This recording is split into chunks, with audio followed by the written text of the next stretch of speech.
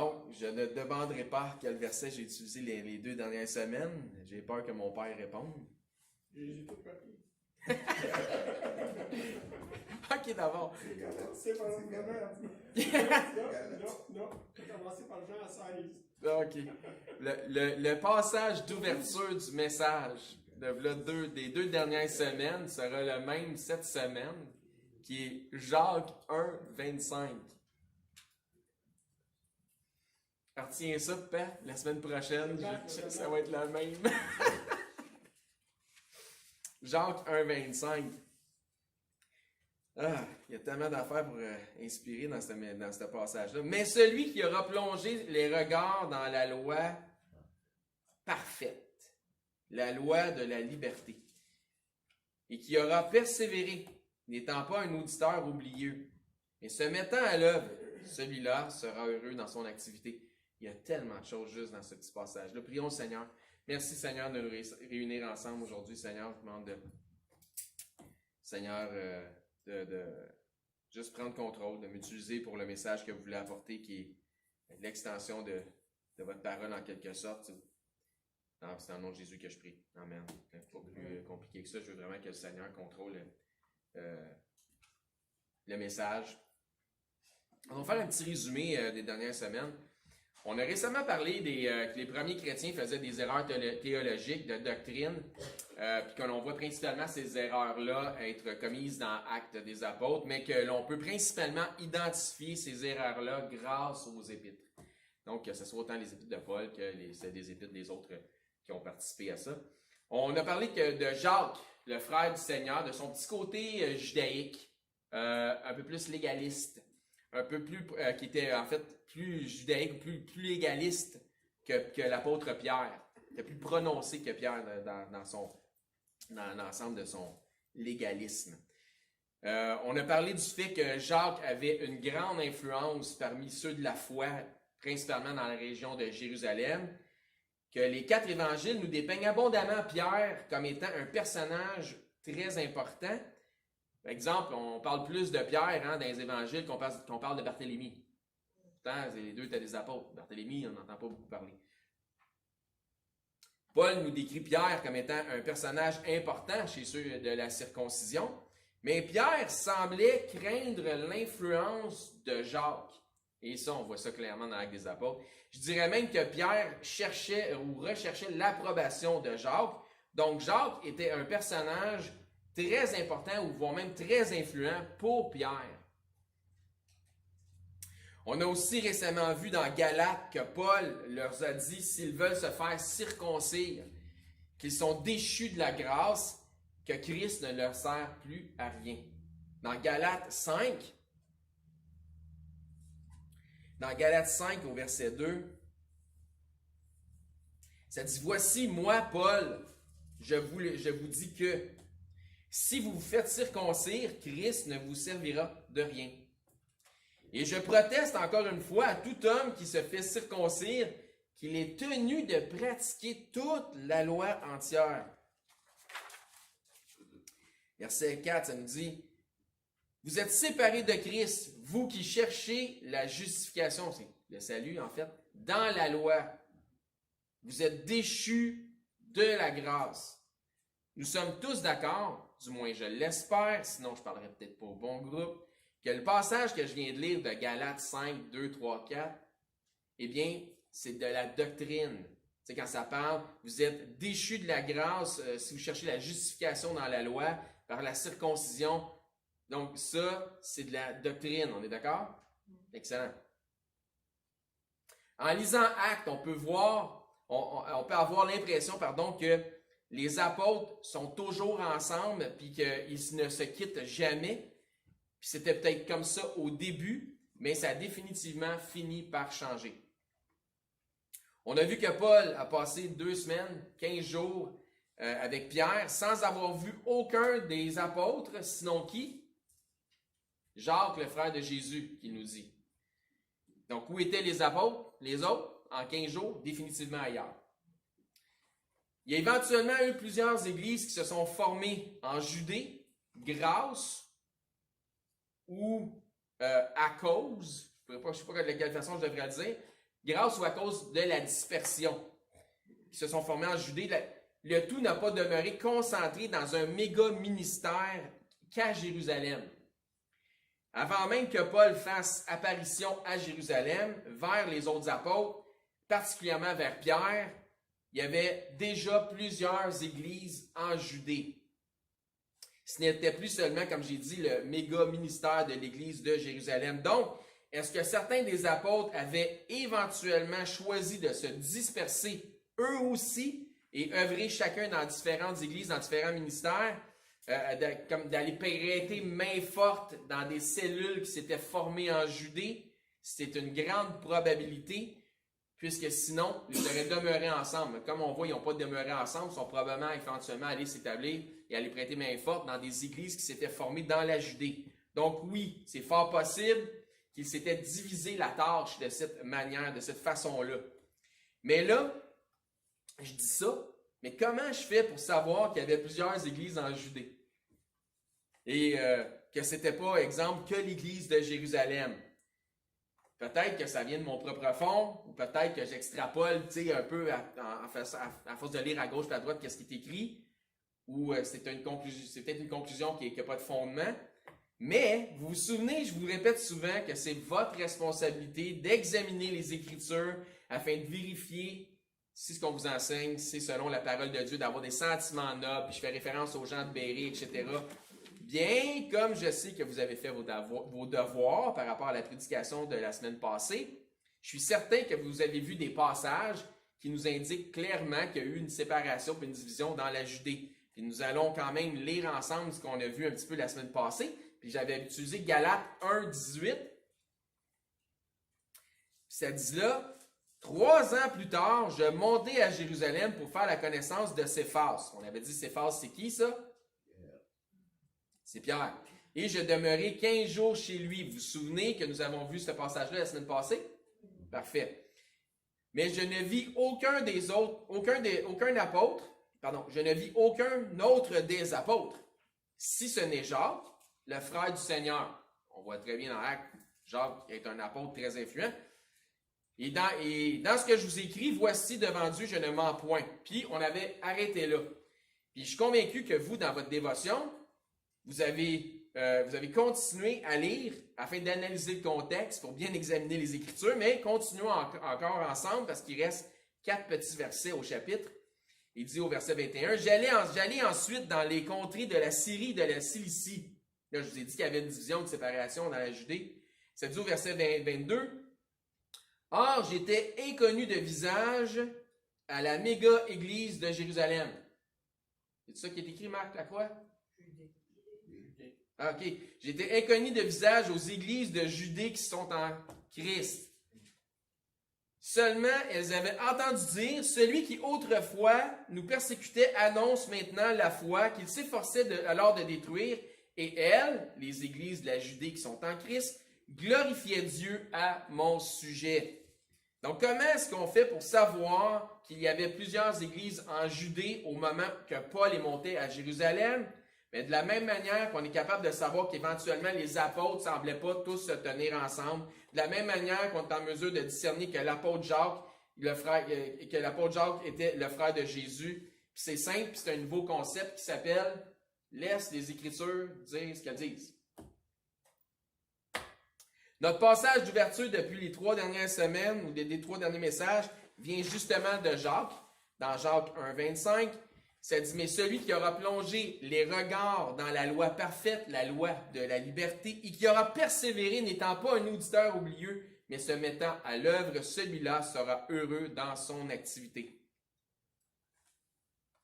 Oui, mais comment tu fais pour être certain que celui qui a écrit Jacques, c'est pas l'autre apôtre Jacques, le frère de Jean, fils de Zébédée? La vérité, c'est que je ne suis pas certain à 100%. Mais je vous dirais pas mal certain. On va mettre à 90-95% là-dessus, puis je vais vous expliquer pourquoi. Donc, vous avez nullement à être convaincu, comme je le suis, de ça, mais je crois pas que ce soit en soi fondamental, mais je peux quand même vous partager ma perspective sur le sujet, puis ça sera à vous de voir par la suite, ça va être quoi votre perspective sur le sujet. Premièrement, Parce que Jacques, le frère de Jean, a été mis à mort par Hérode. Puis on voit ça dans le chapitre 12 de Actes. Là, vous pouvez me dire, oui, mais qu'est-ce qu'il dit qu'il ne l'a pas écrit avant de mourir? C'est vrai. Avant la mort de Jacques, frère de Jean, il y avait déjà plusieurs églises en Judée. Exactement dans ce temps-là, l'église n'était pas seulement l'église de Jérusalem, mais les églises de la Judée. Je donne ça. La Judée, c'est quoi? La Judée, c'est Jérusalem et les autres territoires alentours où vivaient les Juifs. Ça, c'est la Judée. Les croyants juifs de la Judée étaient donc dispersés dans les territoires de la Judée, et ce, depuis avant la mort de Jacques, frère de Jean. Jacques 1.1, si on va voir comment commence l'épître, ça dit Jacques, serviteur de Dieu et du Seigneur Jésus-Christ, aux 12 tribus qui sont dans la dispersion. Salut. Depuis quand est-ce que... Donc, on va remonter à depuis quand est-ce que ces tribus-là étaient où il y a eu la dispersion? Elles étaient dispersées depuis l'époque où Paul les persécutait. Acte 8.1. Ça nous dit Saul. C'est qui ça, Saul? Saul de Tarse, c'est Paul. Saul avait approuvé le meurtre d'Étienne. Il y a eu à ce jour-là. C'est là que c'est arrivé. Puis c'est pour ça, tantôt, je disais, je ne sais pas, je devrais dire grâce à la persécution ou à cause de la persécution. Parce que c'est comme si le fait que Saul de Tarse a participé à certains événements, ça a permis la dispersion. Puis quand je dis permis, et ça, Dieu voulait. Il ne voulait pas qu'ils restent concentrés à Jérusalem. C'est clair dans la grande commission, comment le Seigneur les a dit, aller par toutes les nations, évangéliser, puis etc. Donc, Saul avait approuvé le meurtre d'Étienne et il y a eu ce jour-là une grande persécution contre l'église de Jérusalem. Quelle église? Celle de Jérusalem. Qu'est-ce qui s'est passé après? Et tous, à ce moment-là, excepté les apôtres, se dispersèrent dans les contrées de la Judée et de la Samarie. On va vous dire de quoi, pour pousser un juif à aller en Samarie, il fallait que tu pousses fort. Si on se fie aux Écritures, il ne voulait rien savoir des Samaritains. Voyez-vous, c'est ici que l'on voit qu'il y a eu une dispersion des croyants partout dans la Judée et en Samarie, mais que les apôtres sont pour l'instant encore demeurés ensemble à Jérusalem. Éventuellement, on peut voir que les apôtres semblent aussi s'être ou être dispersés. Donc, ils avaient vraiment choisi de se disperser. Acte 12, là on vient de lire Acte 8. Dans Acte 12, pas besoin de tourner là, vous allez voir, en fait c'est là qu'on voit la mort de Jacques, frère de Jean. Jacques, fils de Zébédée, c'est dans Acte 12. Acte 8, dispersion. Acte 12, mort de Jacques. Donc, il me semble que le timing de la dispersion, le temps que les églises, les cellules se réorganisent, qu'elles prennent pignon sur rue, si vous voulez, etc., puis que l'épître de Jacques, il me semble que ça ne fit pas avec le timing de la mort de Jacques, fils de Zébédée. Parce que ça parle de la dispersion. C'est comme là, il y a quelque chose d'établi, il y a une dispersion d'établi qui est claire. Mais encore, je peux me tromper. Mais il y a aussi le fait que l'épître de Jacques semble sonner un peu légaliste, à la limite judaïque. Quand vous lisez Jacques, là, il y a certains commentateurs qui disent que cette épître-là trouverait mieux sa place dans l'Ancien Testament. Ce avec quoi je suis en total désaccord. Pour vous avoir déjà mentionné, je n'ai pas changé d'idée sur le sujet. De toute façon, on ne base pas notre doctrine sur les commentaires de X, Y, Z. Je crois au contraire que le livre, c'est-à-dire l'épître de Jacques, peu importe la nature du ton de la lettre, celle-ci est remplie d'instructions pour nous qui sommes dans l'ère du Nouveau Testament. C'est ce que je crois. Mais effectivement, c'est écrit, quand vous le lisez, c'est écrit à la juif plus. C'est vraiment un ton très juif. Comme Jacques, en fait, c'est écrit comme Jacques nous est décrit dans Actes. C'est comme si l'épître trahit le caractère du personnage un peu légaliste, un peu judaïque, très axé vers la loi. C'est un des traits observables de l'apôtre Jacques, frère de Jésus, c'est son fort côté traditionnaliste juif. Un penchant pour la loi de Moïse. Comme si c'était OK que les gentils héritent du salut. Que les gentils, que les païens puissent être sauvés, c'est parfait. mais comme si c'était important quand même qu'il demeure, qu'il reste à une distinction entre ceux de la circoncision puis ceux des nations. C'était un peu, c'est comme son thinking, sa façon de penser, son esprit était là. C'est comme si, oui, c'est correct qu'il soit sauvé, on va lui donner des recommandations, mais ça, c'est pour les païens. Mais pour ceux de la circoncision, eux autres, il faudrait qu'ils fassent d'autres choses. Une chose certaine, Jacques avait toute une influence au sein des apôtres et des croyants de Jérusalem, pour ne pas dire dans la Judée au grand complet. Il dit, dans son épître, aux 12 tribus, dispersées, salut. Donc, il avait une grande, grande influence.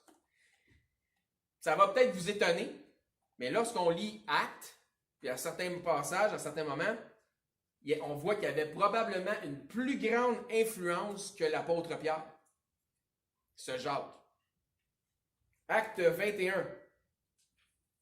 On va lire une partie. Au verset 18. On va lire une bonne partie en fait. Ça dit, le lendemain, Paul se rendit avec nous. Donc, c'est qui ça, nous? Ça, c'est Luc qui a écrit Actes et d'autres personnes. Donc, le lendemain, Paul se rendit avec nous chez Jacques. Donc, qui avait le leadership? Qui avait l'influence? Chez qui ils étaient? Chez Jacques. Et tous les anciens s'y réunirent. Verset 19. Après les avoir salués, il, Paul, leur raconta en détail ce que Dieu avait fait au milieu des païens par son ministère. Donc, Paul y expose qu'est-ce que Dieu a fait à travers son ministère, à travers les païens. Pourquoi Paul est en fait appelé fortement, puis il se dit être l'apôtre des gentils. Verset 20. Quand ils l'eurent entendu, ils glorifièrent Dieu. C'est bon, hein? Puis, c'est correct. Comme je dis, ils trouvent ça correct que les païens soient sauvés. Ils glorifièrent Dieu, puis ils lui dirent, tu vois, frère, Paul, hein, tu vois, frère, combien de milliers de Juifs ont cru. Et ce qui suit est pathétique. Et tous sont zélés pour la loi. Je vous pose une question ici. Est-ce que être zélé pour la loi est un prérequis à la chrétienté, que tu sois juif ou païen? Non. Ah, parfait. Mais ils parlent de ça comme étant d'une bonne chose, eux autres. Ils sont même contents, là. Ils disent ça à Paul. Ils disent pas « étaient tous zélés par la loi », mais là, ils ont compris. C'est pas ça qu'ils disent. Ils disent « ils sont tous, temps présent, zélés pour la loi ». Ça sonne-tu assez légaliste? Ben oui. Encore une fois, on peut se rendre compte des erreurs majeures faites par les premiers chrétiens, et c'est, encore une fois, c'était normal.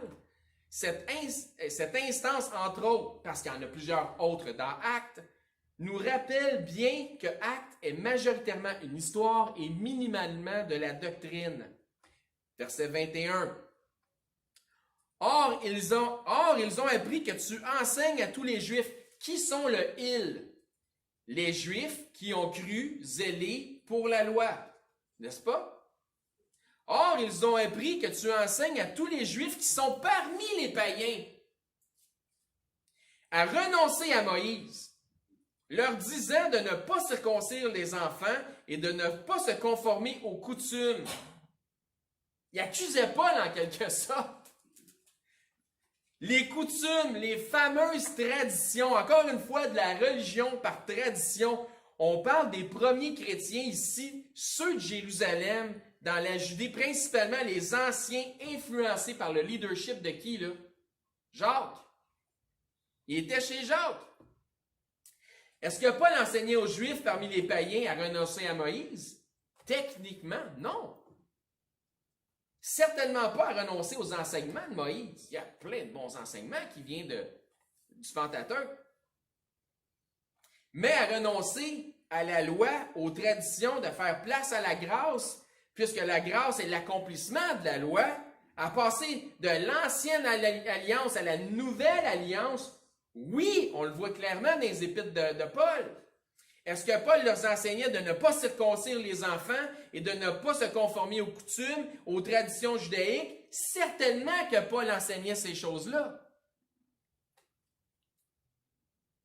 Et c'est grâce aux épîtres que l'on peut comprendre qu'eux, en disant ça, en disant hein, qu'ils sont zélés pour la loi, puis que là, tu enseignes qu'il ne faut pas suivre les traditions. Puis c'est là qu'on comprend, grâce aux Épîtres, que ces gens-là qui parlent à Paul sur le moment, doctrinalement, sont complètement à côté de la plaque. Car encore une fois, les Épîtres sont des énoncés clairs et de la doctrine, tandis que Actes est principalement un récit, une chronique truffée d'erreurs théologiques de la part des apôtres et des premiers chrétiens. Mais il y avait des choses à apprendre, il y avait un cheminement à faire. Il devait passer des traditions à la grâce.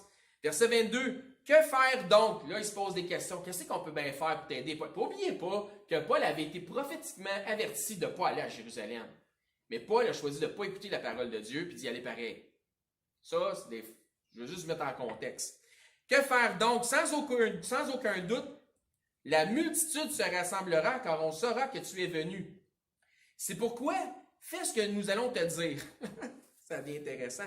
Il y a parmi nous 4 hommes qui ont fait un vœu. Bon, de quoi qu'on parle? Et verset 24, prends-les avec toi, purifie-toi avec eux. Ça, l'histoire de la purification, on trouve ça dans la loi, sacerdoce, les ordonnances, ces choses-là. Et pourvoient à leurs dépenses, on va voir de quelles dépenses il parle plus tard, afin qu'ils se rasent la tête.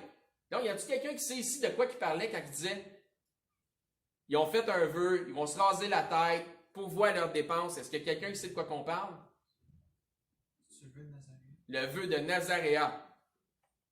Donc, ils vont faire un vœu de Nazaréa. On est encore dans le légalisme ici.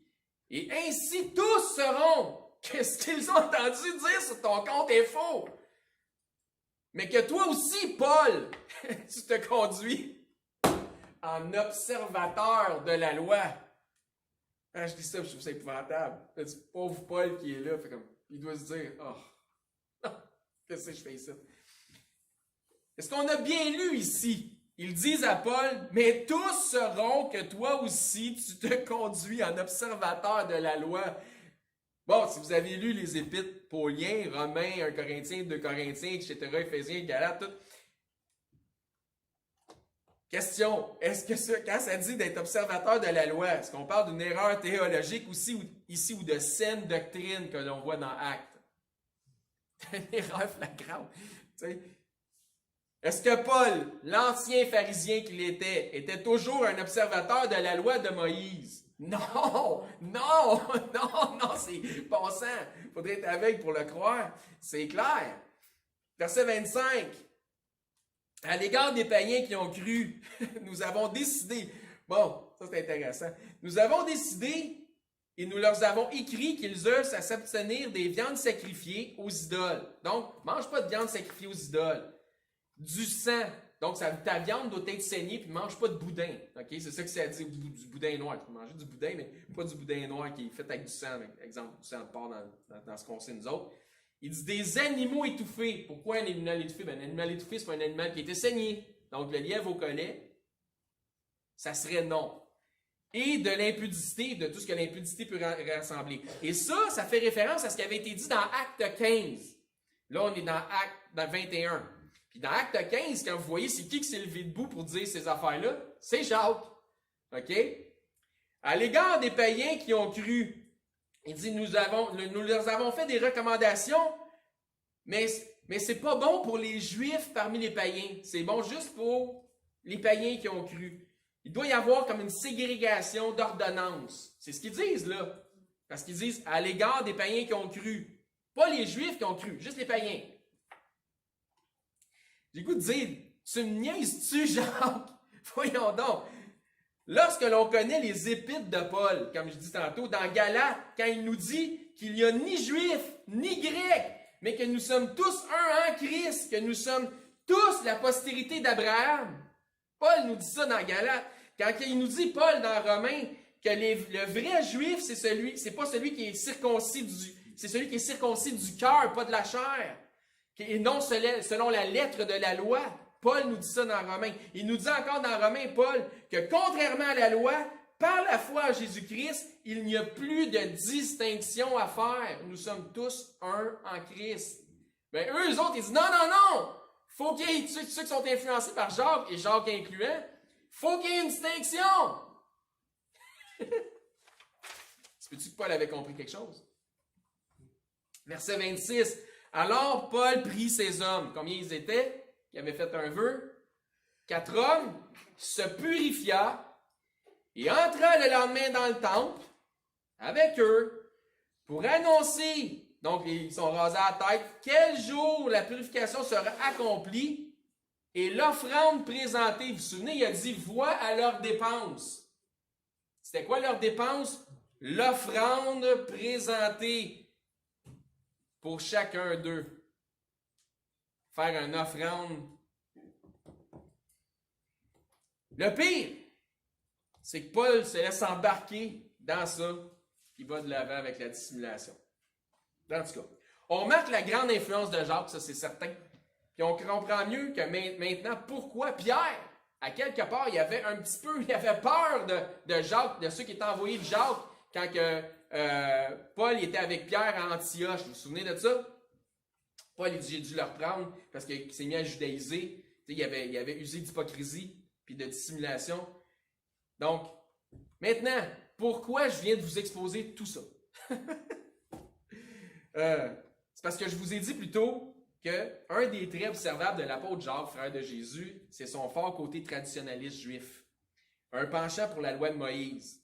Comme si c'était OK que les gentils héritent du salut, mais comme si c'était important qu'il y ait une distinction entre ceux de la circoncision et ceux des nations. Et c'est ce qu'on vient de voir dans Actes. Donc, je viens de vous le démontrer. C'est pour ça que je vous l'ai dit.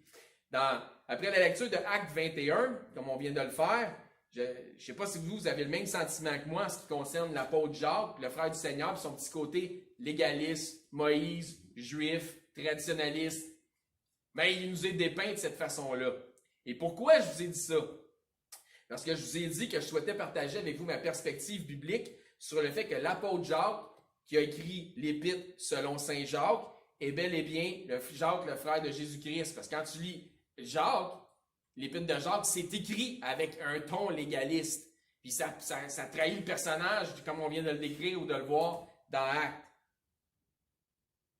J'en suis, comme je vous dis, j'en suis pas certain à 100%, puis je ne pourrais pas me permettre de dire ça, à cause du ton de la lettre qui sonne très juif, très légaliste. Mais néanmoins, cette lettre-là demeure parfaite pour notre enseignement lorsque bien interprétée.